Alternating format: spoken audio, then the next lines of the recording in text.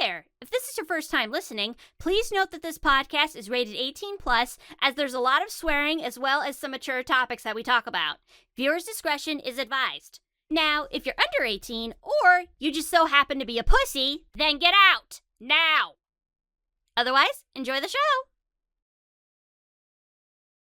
Jordan, do it now. Welcome to the Chaotically Queer Podcast! There we go! There we go! Yay! I did it! Welcome, everyone, to the Chaotically Queer Podcast, the podcast where a few queer voice actors talk about the things that interest us, and sometimes we have a freaking guest. Hi. Yeah. You want to introduce yourself? Yes, I would. Hi, my name is Jordan Skarsfava. My pronouns are they/zay. If you're wondering, it starts with an X, but it sounds like a Z, just for clarification. Okay. So I am a voice actor, illustrator, and video creator. Most people know me as the voice of Teddy Bear in Inanimate Insanity, as well as Toadette in Lumily and Ask Mario, along with many, many others. And y'all also know that I am in a beautiful romantic relationship with Jazzy Oliver here. What? Y'all are so fucking gay! Thank you. Good for them. Good for them. Fun fact, this October will be our 3-year anniversary. Aww. Oh shit, let's go. How did you put up with me for 3 years is the biggest question I have right now. How did you put up with me for 3 years? Love, Make it simply. Exactly.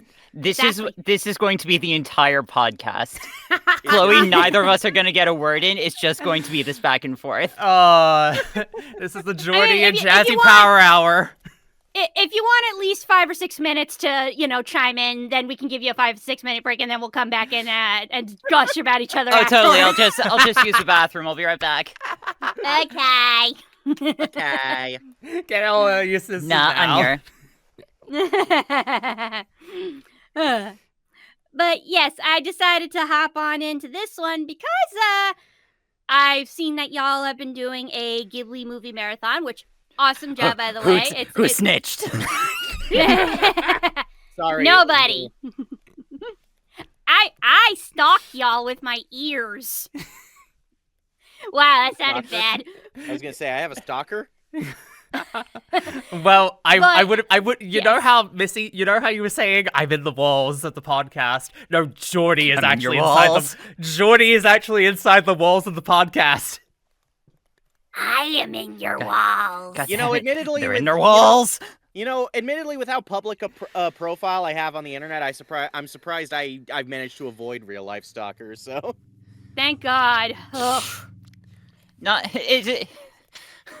It's not something I wish on anyone. No. Not even on my enemies. No. No. We listen, we're spiteful, but we have standards.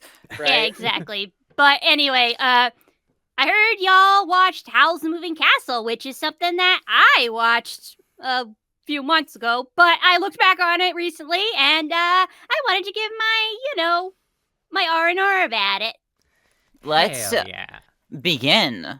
Yeah. Let's So, talk about We the watched castle Howl's that Moving moved. Castle, a Yeet. movie I had never seen before.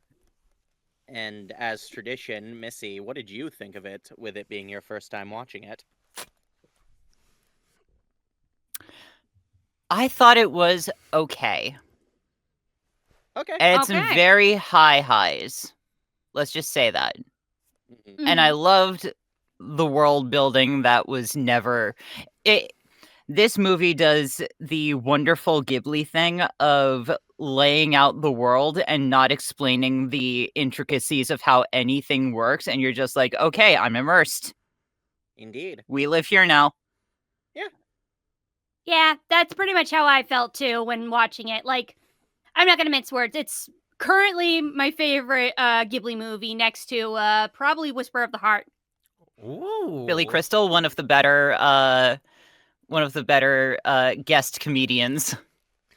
Yeah, I Indeed. gotta say, I was not expecting like Billy Crystal's voice to come out of a flame character, but it kind of works. He kind of made it work.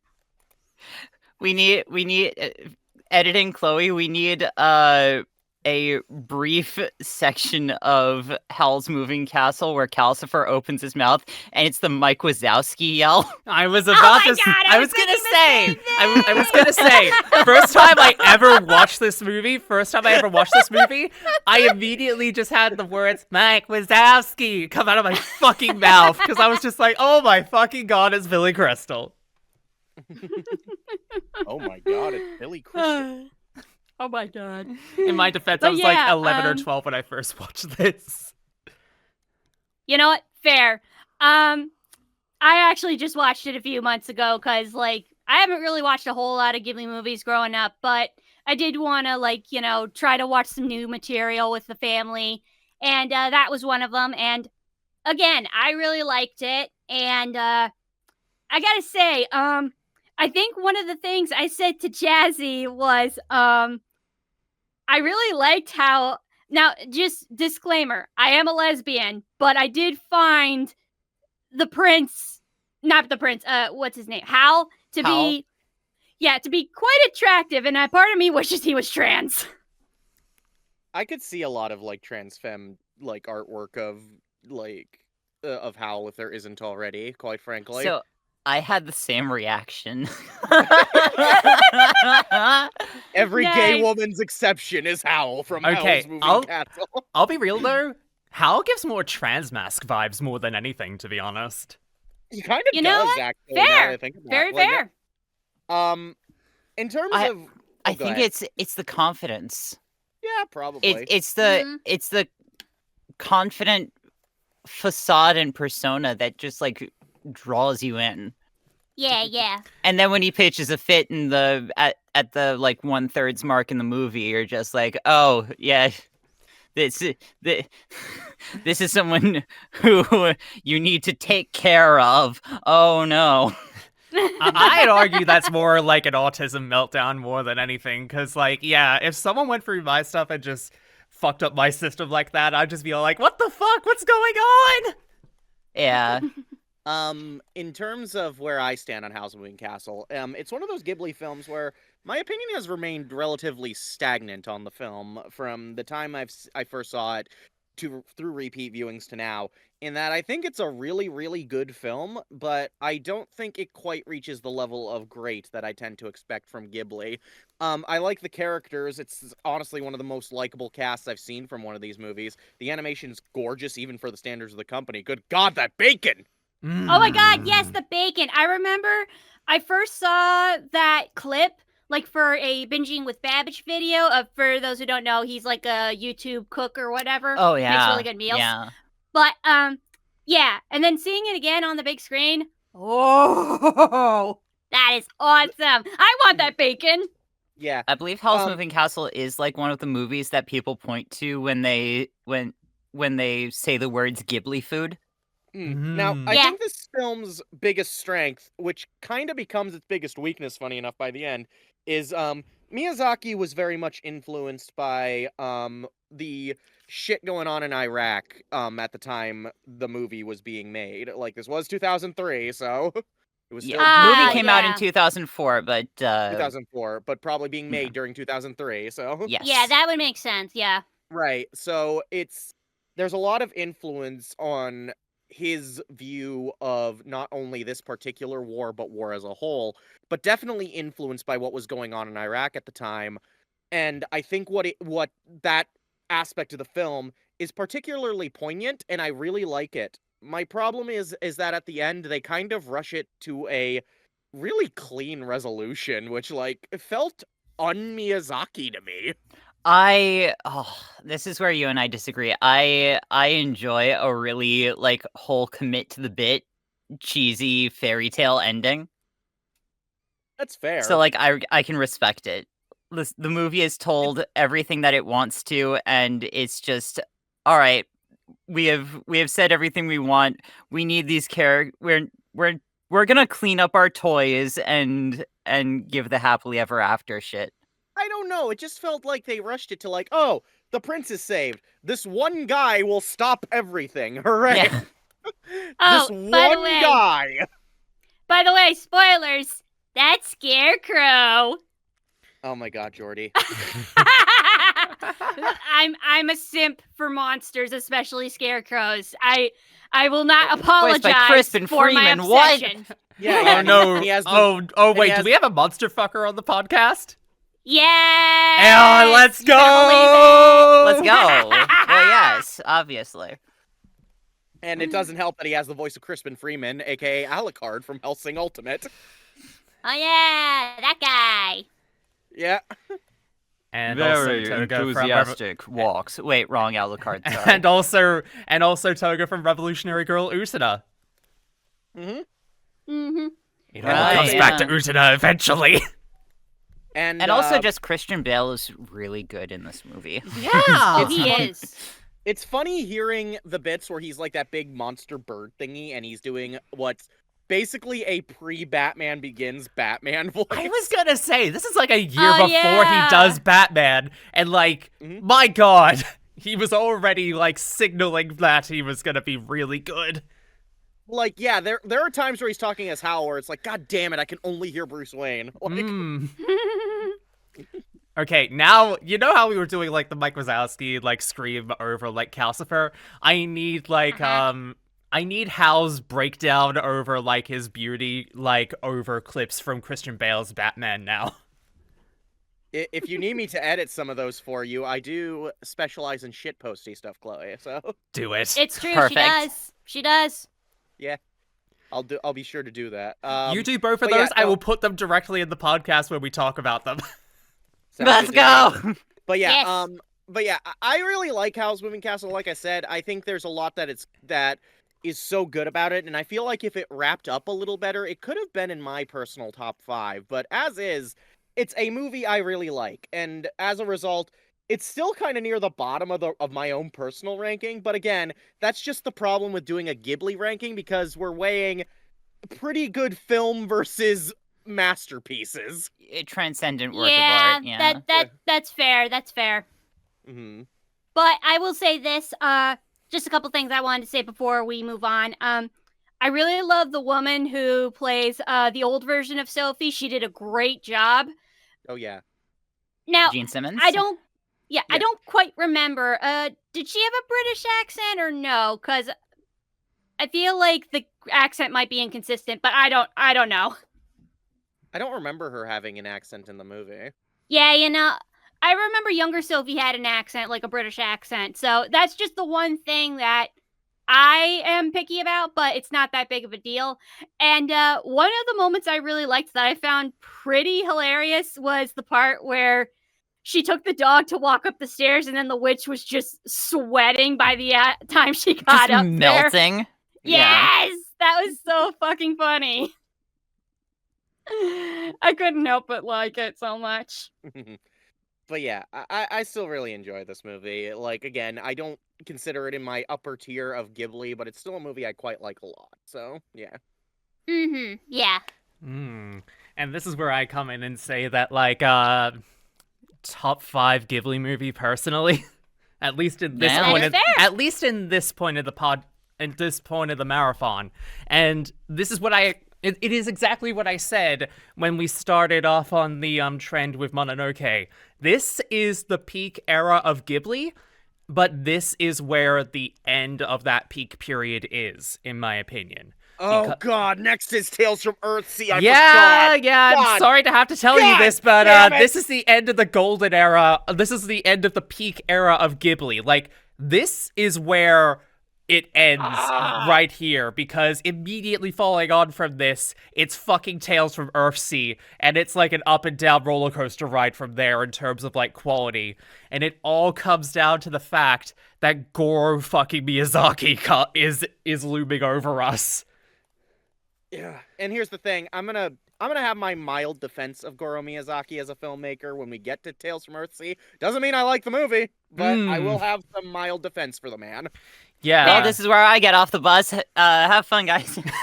No, I'm sorry not to say this, Missy, but you're stuck in here with us. But But yeah. like, yes, Howl was the one that actually did dethrone Totoro for me as being in the top 5. And I will definitely say this, Totoro is a very nice movie that I could just put on at any point and just, like, you know, not think about it for, like, most of the runtime. Like, when I want to just, like, turn my brain off and just have, a very zen sort of experience. Howl is one of those movies I put on every so often and go all, like, oh, Miyazaki never really lost his, like, political beliefs, didn't he?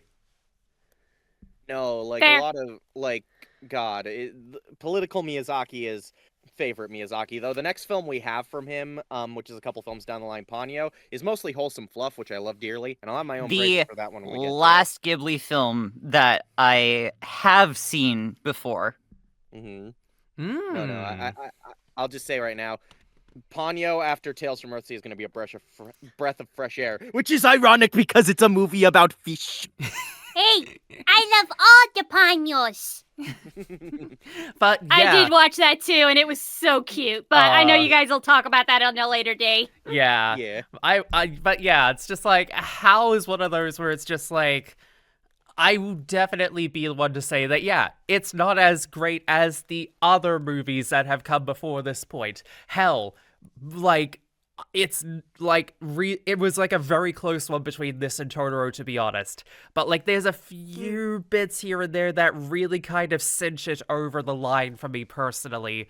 And yes, it does come down to like a few key moments here and there where it's just like that back half in like the after the meeting with Solomon, like that entire bit entirely, it does kind of slog a little bit. Like the end game, like the last 20 minutes of the film, where it's just like, oh no, the entire moving castle is just like falling apart because the witch from the waste, who's now like senile, just doesn't know what she's doing and everything, but also she's sort of figuring out the mystery on her own. It's just like, oh, okay, this is where they had to rush the plot along. All right, cool.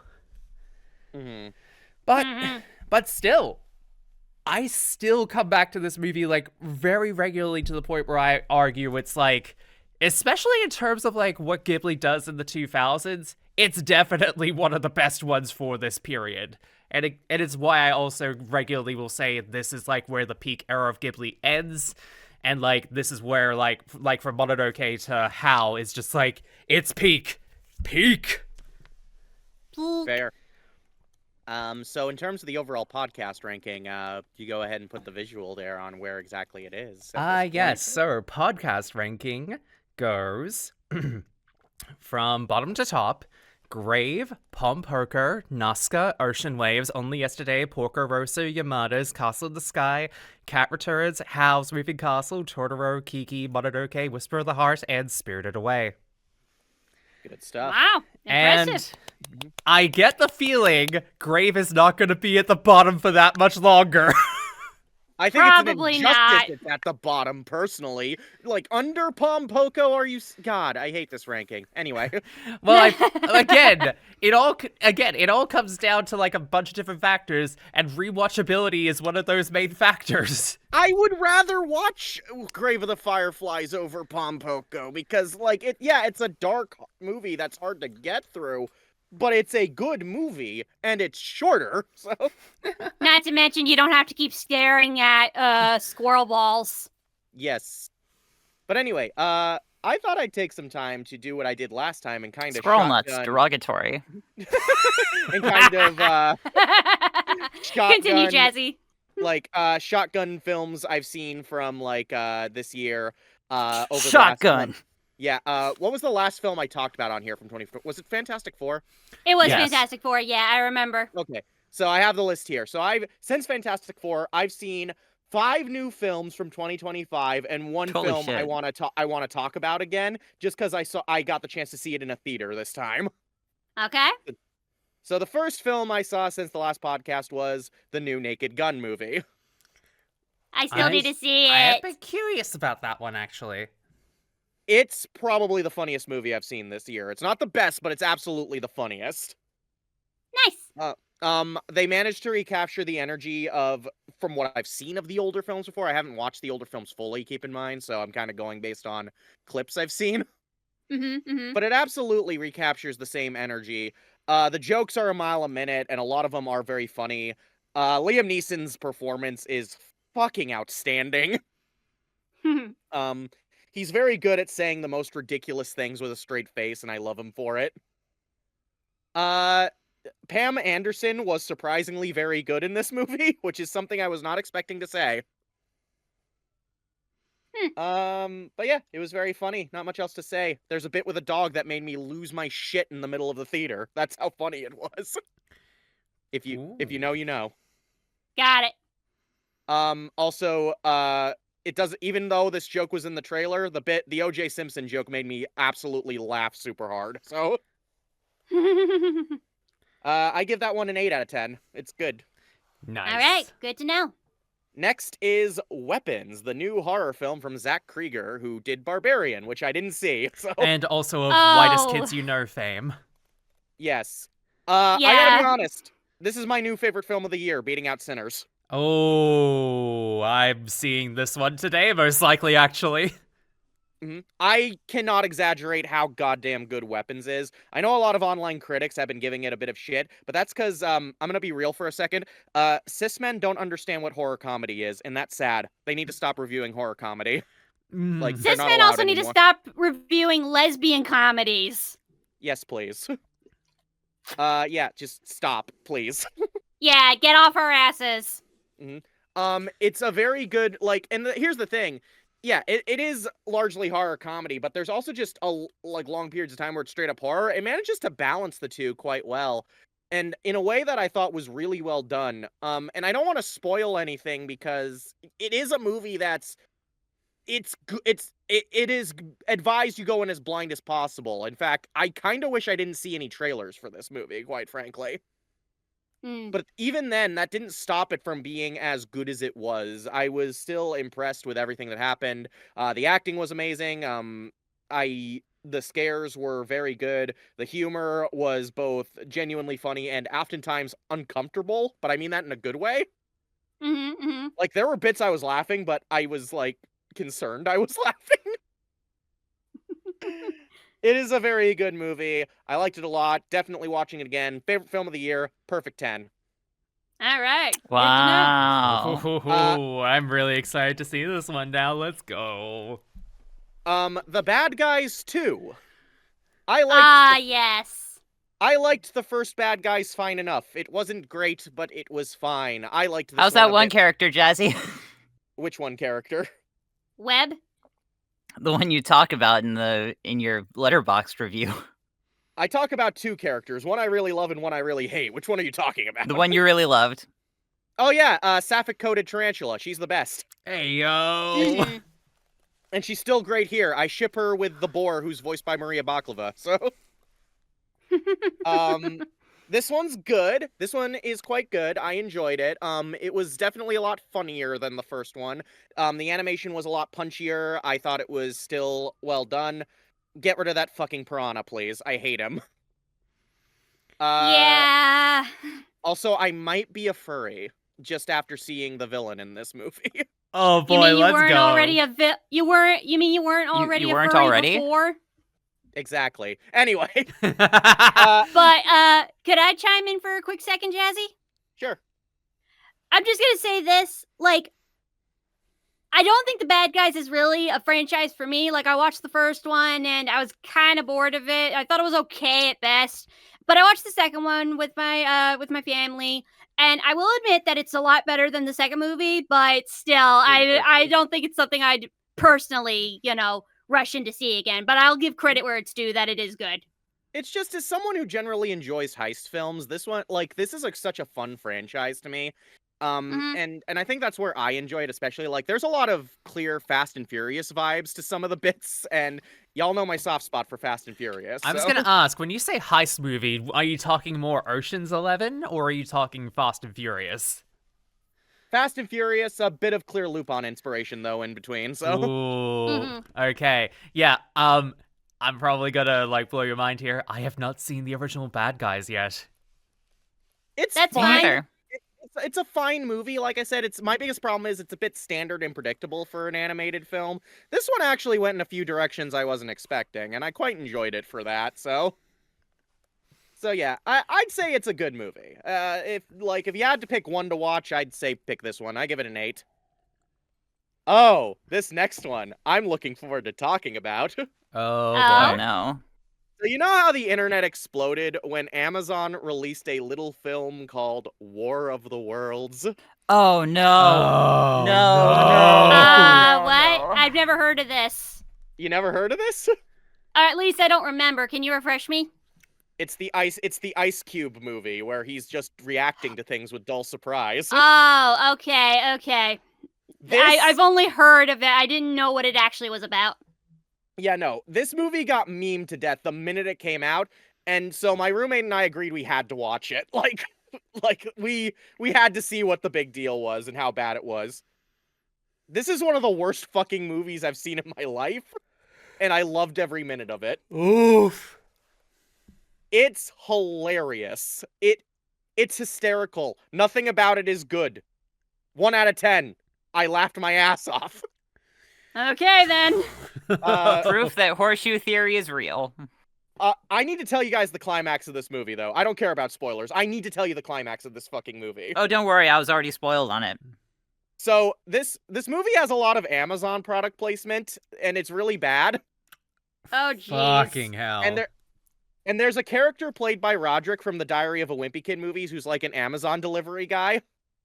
Oh, really? Yes. And like the movie needs like in order to basically activate this kill switch to kill the aliens because they're draining the city of its data. I don't understand what they were trying to say here. This script is gibberish. I'm convinced AI might have written it. Mm-hmm. Ice Cube needs a flash drive, but there's no flash drive in the building. So what he has to do is order a flash drive off of Amazon so that Roderick from the Wimpy Kid movies can use the Amazon Prime Air drone to bring the flash drive to him. But he needs to order it because the Prime Air drone does not work unless you order the thing. And Roderick has to navigate the Prime Air drone to Ice Cube. But then it gets knocked over onto the ground but survives somehow. And they convince a random civilian to go turn it back around so it can fly again by bribing him with an Amazon gift card. Honey, I love you, but this is sensory overload right here. Yeah, like, I'm sorry, I just It's just unrealistic. I disassociated through like half of what you just said, Jazzy. That's how I just like, what the It fuck? doesn't- This How is is it not I was real. the only one who was following this? Like I said, 1 out of 10. Thanks a lot. 1 out of 10. It would have been the funniest movie I've seen this year if it weren't for Naked Gun. Fair. Next Just is pain. K-pop. Oh, go ahead. Just pain. Also, I'm pretty sure you talked about K-pop Demon Hunters last time. Yes, but I have a difference here because I saw it in theaters this time. Oh boy.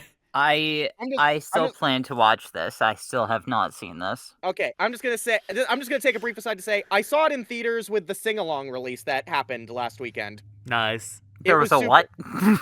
There was a sing-along version airing in theaters, and they put the sing-along version on Netflix in case you want some karaoke lyrics on your viewing experience.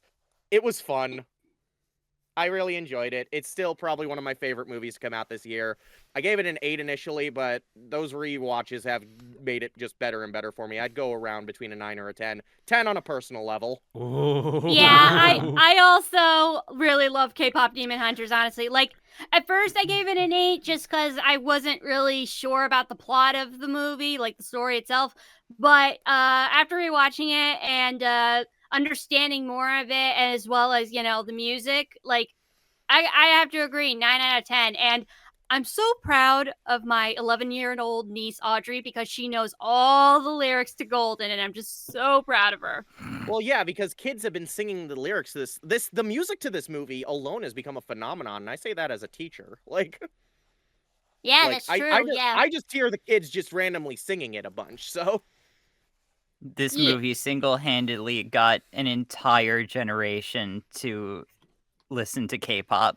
Right, and I'll just say this. I haven't seen kids go this nuts over a movie soundtrack since probably Frozen, yeah. Yeah. Yeah, and actually, this is something that I told Jazzy. Like we all know that the point of Frozen is about, you know, conquering fear and being more, loving yourself and the people around you more. I feel like K-pop Demon Hunters, in a way, delivered that a bit better.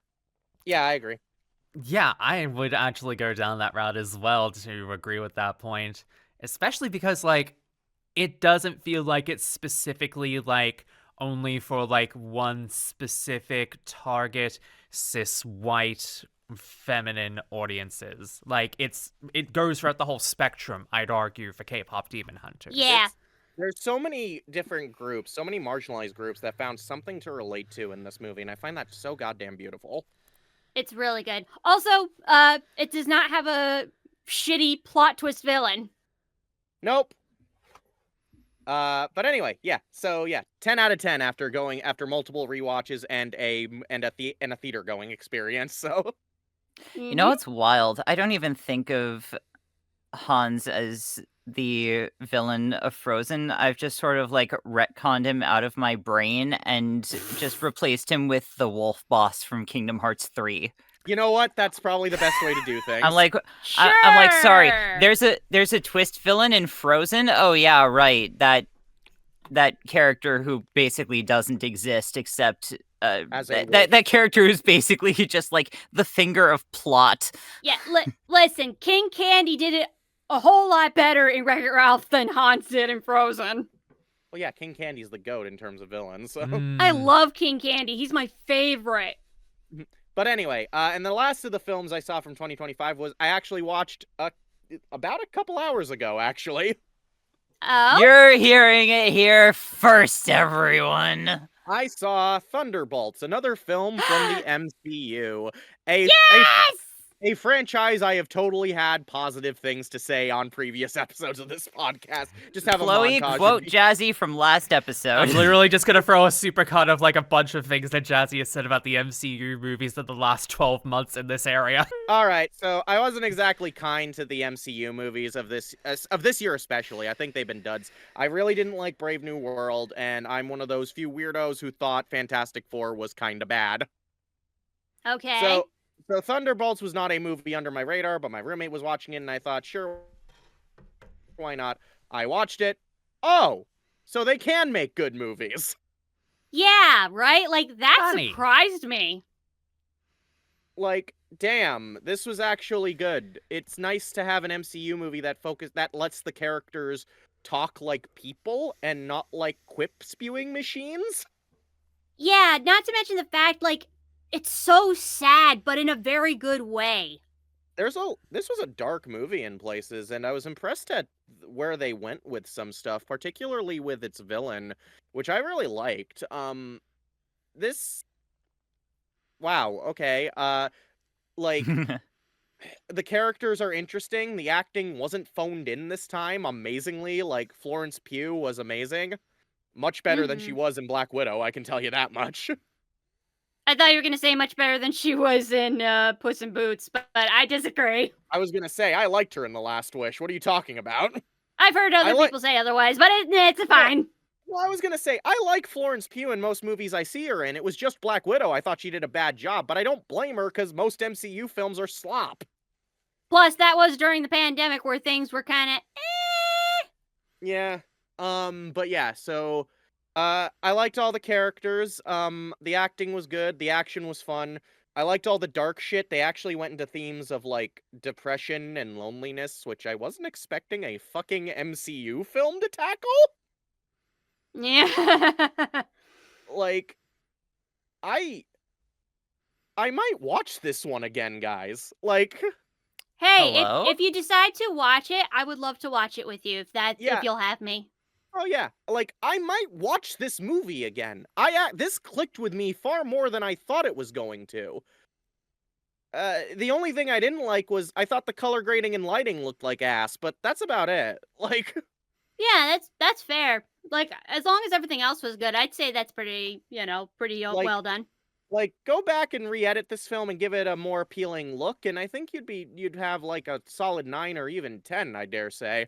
But as is, I'm giving it a high 8. I really liked this one, but compared to what I was giving the other MCU films this year, that's a masterpiece in comparison. I I'm not on the Marvel so fucking back train because, quite frankly, this movie bombed, and the film that came out after this was Fantastic Four, which I didn't like. So I fully expect that this franchise is going back to slop. But damn, this was a good one film of quality. Amen. We got one. We got our one, Mhm. and now it's back to the slot mines until Doomsday. I stand by my personal opinion about where the MCU and like Marvel in general thrives, and it's as an anthology franchise. Mhm. It Mhm. suffers when when every movie feels like an individual chapter in an epic that not even the producers know where it's going to end. I mean, it doesn't Mhm. help that there was news from was fucking saying something along the lines of like there were like that the actors for Doomsday have finished filming but will come back for reshoots because I guess the script still isn't finished, and I'm like, Yes, that- that is what happened. Excuse me, if what? that is yeah, Yep. apparently they've been filming Doomsday this entire time and potentially finished without a finished script. Oh no. Are you fucking kidding me? No. No. That Kang the Conqueror thing, they really rode all their hopes on that, didn't they? Yep. Yep. And it's this is just oh god. Yeah, I have no hope for Doomsday, and if I do see it, it's not going to be in theaters because I'm not wasting my time. Yeah, quite frankly, I think I would like to hop off the MCU train for a little while and stick to DCU. With how No good Superman joke, the was, I don't- the James Gunn stuff that's been coming out recently has actually been like really good for the there's been a complete turnaround in the last decade, and I would argue yeah. that Peacemaker season 2 is another example of that. Just coming right off the Superman train. James Gunn coming back with the 1-2 punch of Superman and then Peacemaker season 2, like 1-2 right off the bat. I'm just like, hot fucking damn. James Gunn is saving the DCU right now, and he's just doing his own thing, and I fucking love it. Same, Oh, yeah. same. Oh yeah, I've been watching Peacemaker season 2, and yeah, the first 2 episodes of that, it's so fucking good so far. Like, Peacemaker season 1 was already, like, really good. But now, retroactively, with that, Suicide Squad, and now Superman as, like, the start of, like, a new canon within like, DCU's, like, movies and everything like that, I'm just like, let's fucking go. I don't want to spoil anything from the new Peacemaker, but I do want to talk. Can we at least talk about the retcon they did and how funny it is? Well, I mean, that was one of What's the the things retcon? that did get spoiled. So, like, everyone knows about that bit specifically. Okay, so if you remember, during the end of Peacemaker season 1, there's a bit where like he walks towards a silhouetted group of the DCEU Justice League, and they even had Jason Momoa and unfortunately Ezra Miller playing their roles. Oh, now that right, doesn't- that one. But that doesn't really work anymore since we're now in a reboot. So what they essentially did is during the recap of season 1, they just replaced the DCEU Justice League with the Justice Gang from Superman. They even go through and re-edit a line with that actually mentions about a joke that was for Aquaman being a fish fucker, and they re-edit that line to having Guy Gardner Green Lantern being like throwing up. Yeah, it's like they just decided to replace the Justice League with just the Justice Gang, and I couldn't be happier because I love the Justice Gang. They're Honestly, Oh, the retro- Justice Gang was great. Honestly, I would be surprised if they go back and, like, on streaming services, replace that clip with the DCEU with what they did for the Justice Gang, like, at some point. Like, that would be the cherry on top of the cake. I'm normally against that kind of post like years later editing, like a la Star Wars trilogy, but this is the one case where I'd be okay with it. Yeah. Just if for no other reason than that means Ezra Miller's no longer in the series. So. Yep. Mm-hmm. the more we disavow everything regarding the late stage DCEU, or reasonably everything regarding the DCEU, the better, in my opinion.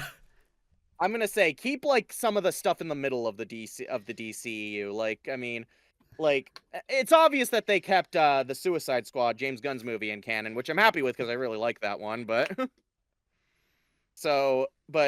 Birds of Prey, please keep Birds of Prey in. I'm probably like the one person. Please! I love Birds of Prey. Give me that bacon, egg, and cheese sandwich. Part of me wants to hope that maybe it technically starts with Birds of Prey and then goes to the Suicide Squad, and then after that, like, maybe Birds of Prey is like the 0th issue of like James Gunn's DCU. You know, they have an opportunity to do something amazing with that, in that you could do kind of another retcon a bit that's funny and make it that, I don't know, Black Mask didn't actually die and he's still around, so we can have more hammy Ewan McGregor. I'd actually be really happy with Honestly, that. more excuses for Ewan McGregor would be so good, honestly. Because he was so Yes. delightful as that character. He was so hammy, and I loved him. And it also means he doesn't have to keep on coming back for fucking Disney to be all like, hey, you want to play Obi-Wan again? Mm-hmm. Because, like, I love Ewan McGregor as Obi-Wan Kenobi, but I am sick of him always having to play fucking Obi-Wan Kenobi. Look, it was cool when he got his own series, but let's leave it at that. It was nice to see him again. Like, we're done. Yeah. He's better off being in stuff like that and also Moulin Rouge. I was gonna say, I'd be happier with him in a Moulin Rouge reunion than I would Star Wars shit right now. Hayden Christensen can keep on coming back to be Anakin any day, though. Oh, 100%. Oh, I'm sure. always happy. Yeah. I'm just happy that man's getting work again, honestly. So For real. God, all this talk of movies is making me realize I'm gonna have a lot of things to try and keep myself busy in like 2 weeks from now, because a week on this upcoming Thursday, I'm flying over to the US again to see my friends again. Oh, Hey. nice. Yeah. Hell yeah. Yeah. I spent the better part of the last 2 months being all like, do I want to do it? Do I feel like I would be safe to do this? Should I probably do this? And then Missy over here, after like a month and a half of having me like go back and forth on it, just went like, Chloe, you've done all the work on it. Don't fucking second guess yourself. You've done all you can about it. Don't let the bullshit that's going on right now ruin this for you. Yeah, Mhm. exactly. But So yeah, I'm doing it, and I'm gonna try and not do what I did last time, which was binge a whole bunch of movies for 14 hours, so that when I actually landed in the US, for the entire day I was awake for, I felt like I was Bloody hell. fucking wobbly. Like, no joke. When I landed in the US last year, like when I actually touched ground on soil in the US, because like I went in through Canada last time, I'm doing that again, by the way, for obvious reasons. Of course. But yeah, when I touched down, I immediately felt like I was still wobbly, like I was on the airplane, like all fucking day. And I was just like, oh god, I'm never doing this again. Like that, if that's how it feels to be awake for over 24 hours, I never want to do that ever again. You're better off taking naps in between. Yeah, my plan of attack at this point is that I'm gonna like get some melatonin gummies, and like at some point during the flight after I've binged through like a whole bunch of stuff, I'm just gonna pop those, put on something, and then just like zonk out to it. Good idea. Fair. Anyway, you were saying, honey?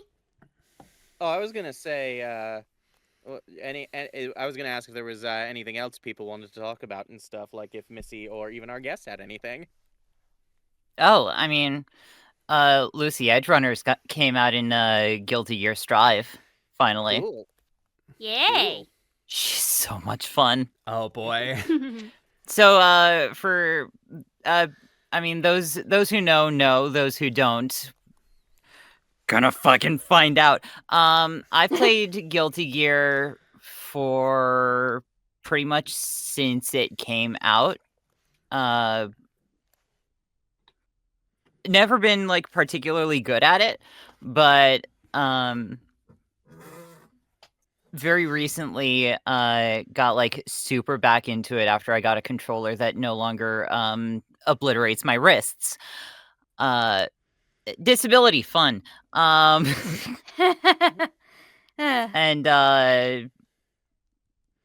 Lucy Edgerunner came out, and I'm like, I'm going to have to watch Edgerunners now. Hmm. I realize the collaboration, the reason you would have like a collaboration character is to get that cross promotion, like fans of Edgerunners into playing Guilty Gear, because we've got your fan favorite character.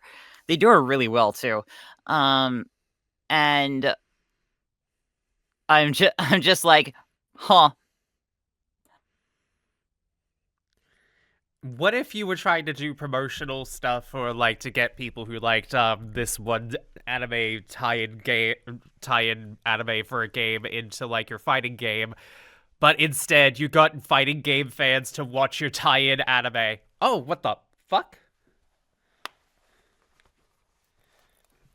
And you just play to do the silliest shit possible.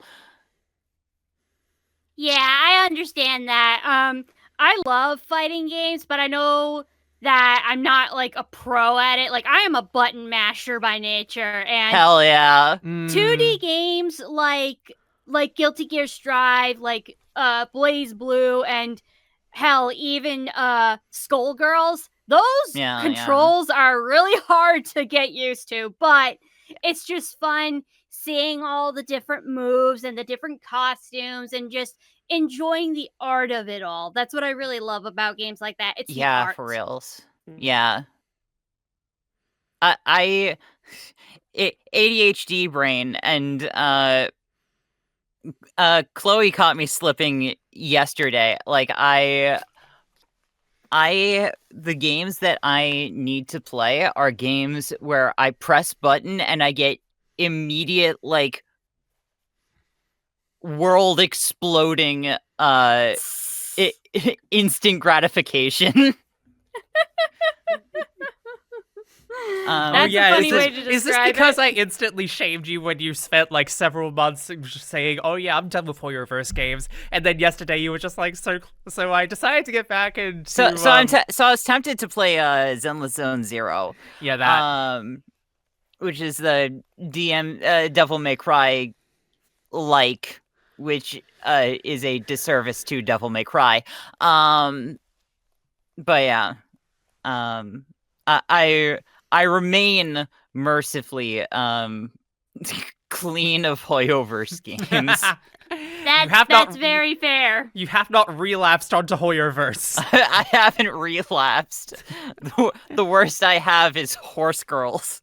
But really, if the lesser of two evils, reasonably. Yeah. In terms of both content and space on my computer. Yeah, but also, like, I just love the fact that all I had to say was, "Oh, and you were doing so well there, Missy." And it's just listen. Yes, I'm listening. You who are listening to this podcast, you don't have this privilege. Chloe is able to do this. Jazzy is able to do this. You listening, you do not have permission to do this. You do not have security clearance. Okay. To shame me like this. I mean, I barely know you, so I'm not going to shame you anyway. That said, I would like to get to know you guys a lot better, because I think you're cool. I think you're cool. Aw, thank you. Yeah, it's just like, look, you think I'm cool? I'm just some weirdo that talks about, like, a bunch of anime, and, like, compared to these two, like, I'm a fucking dweeb. Bruh. But also, like, yes, Jordy, you are pretty cool, and I'm bad with talking with new people, so, like, this literally the whole part of the reason why I'm so closely knit to Jazzy and Missy, and I've talked about this in the past, is because of this fucking podcast. So it's just like, I would definitely love to talk to you more. I'm just bad at talking with people that I don't regularly talk with. Oh, Hey, same. it's fine. Same. Listen. So, assuming you don't hate us, we would love to have you back on the podcast at some point. Yes! I wouldn't mind, honestly. That would be awesome. Hell Really? yeah. Real quick, I just learned some movie news that is absolutely outraging, and I think it'd be funny to end on. Oh boy. Oh, what's that?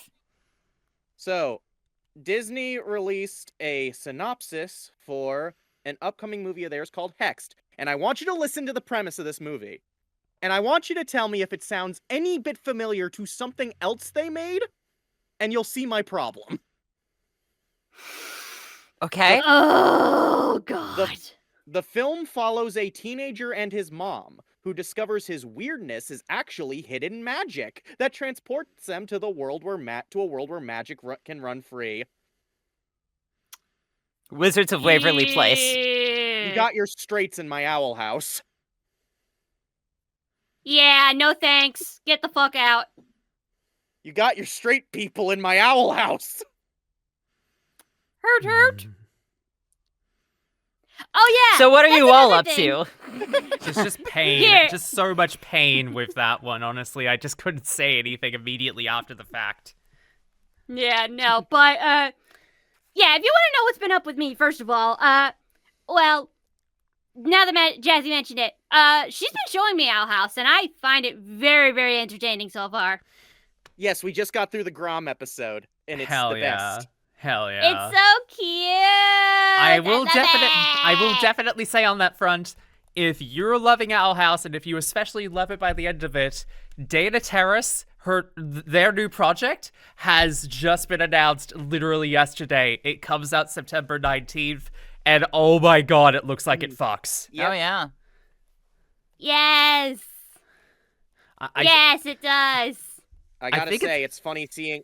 Oh, go ahead. I was gonna say, I can't remember like the full name of it. I think it's Knights of Guinevere, I believe. It is Yes. Knights of Guinevere, yes. Oh my god, yes, I gotta got it say- right. I thought I flubbed it. Yeah.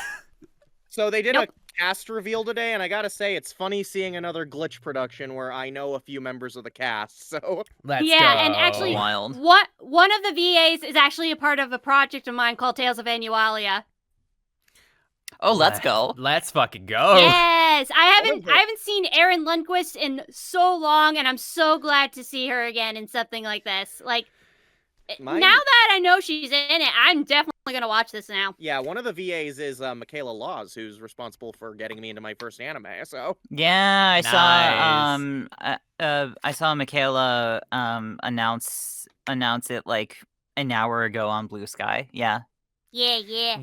And it's just like the fact that Dana went from Owl House, which admittedly was a very ambitious project to do for Disney of all people, like modern Disney especially, and is now going on to doing something that arguably is going to be like a lot more mature in terms of the subject matter and looks as though it's gonna fuck really hard.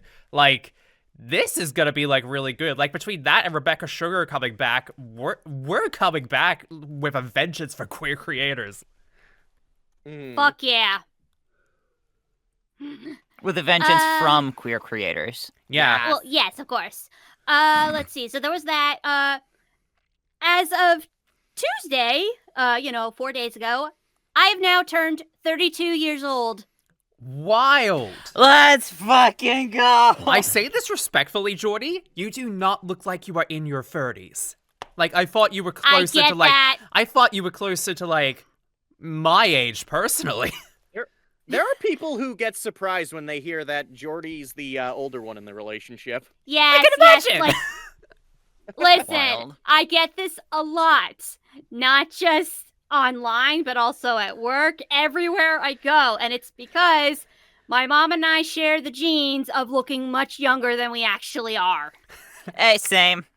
Yeah, same. I think I'm in that boat because I don't know if that runs in my family. I think HRT just like chiseled off like 3 or 4 years on like my everything. HRT definitely helps. Yep.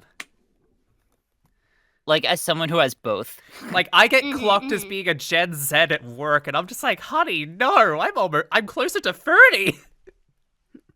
Yeah. But you were saying, Jazzy? I was saying, yeah, I think I'm also in the case of looking younger than I am because I don't think people generally. You look at me and a lot of people wouldn't guess that I'm turning 30 in like less than 3 months. So. Yeah. And I'm gonna be quite honest, honey. Like, I know in my mind that you are 2 years younger than me, but it doesn't change the fact that when I am with you and when I interact with you, my brain automatically thinks that you're older than me. The fact that I am the fact that taller. it slipped my mind that Well, you're not just also that, older it's than how me you too. interact with me. Like you're smart, you're very knowledgeable of certain things. I'm just quirky. Honey, you're smart too. Stop I it. know, I'm just saying. I'm just saying. Oh my god. Just stop it! No. Oh my we're gonna go on with god, this stop forever. it! No. Totally. So where can everyone find y'all? Well, I guess I'll go first. So if you want to follow me on any socials such as YouTube, BlueSky, I also have an account on Cara, which is a portfolio site for artists. It's at jordanscarsfava.com. I'm also on Tumblr, and I also have a website where you can view my demo reels called jordanscarsfava.card.co. Definitely check those out, and I gotta say this. Make sure you take a look at some of the projects that I'm a part of, such as the Obsidian Archive, Celine and Chaswick, especially Inanimate Insanity, because it is awesome. And I also want to give a special shout out to Kill Jam Triple X, a podcast that I've been listening to that has our friend Zooey LeFou.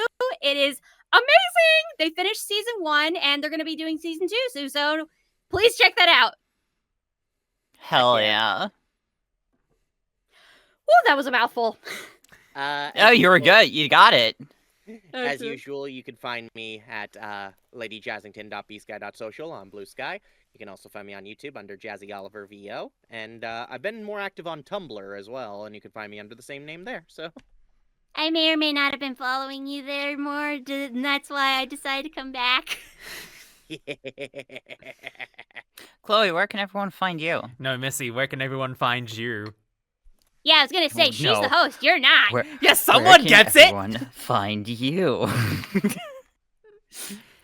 You can find me on Blue Sky at missyrovoice.bsky.social. And also on Twitch, where I stream as a VTuber and just celebrated my 4th anniversary. Nice. yeah. Happy anniversary. Thanks. Technically, the anniversary would have been in June or July, but due to a mishap in years past, I don't even remember which year. I've just been like, we're celebrating in August. But yeah, 4 years as a VTuber streaming at twitch.tv/OzCyphara,